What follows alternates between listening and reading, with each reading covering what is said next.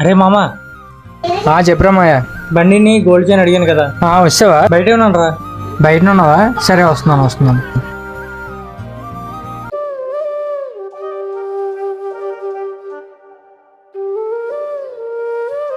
ఏంటి నాన్న బీరువాలోంచి ఏదో తీసినట్టున్నావు? నా చేయనమ్మా, ఫ్రెండ్ మ్యారేజ్కి వెళ్తానంటే బండి చేయని అడిగాడు, ఇస్తున్నాను. చూడు నాన్న, ఈ రోజుల్లో ఎవరిని గుడ్డుగా నమ్మకూడదు. ఫ్రెండ్స్నే కాదు, ఇంట్లో వాళ్ళనే నమ్మకూడదు. అలాంటిది నువ్వు బంగారం బండి ఇస్తా అంటున్నావు, కొద్దిగా జాగ్రత్త పడమ్మా. ఎవరికో కాదమ్మా, నా బెస్ట్ ఫ్రెండ్ సురేష్కే. ఇదిగో మా బండి తలలు చైన్ మాత్రం చాలా జాగ్రత్త. సరే మామా. సరే, జాగ్రత్తగా వెళ్ళి వచ్చే. సరే మామా, ఓకే, బాయ్ రా. బాయ్.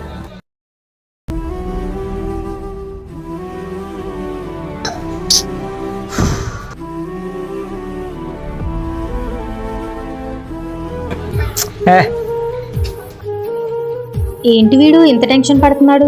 ఏమైందో? ఏం నాన్న అలా టెన్షన్ పడుతున్నావు? మన సురేష్ గడికి బండి చేయని ఇచ్చాను కదమ్మా, వాడికి ఫోన్ చేస్తాను, ఫోన్ లిఫ్ట్ చేయట్లేదు.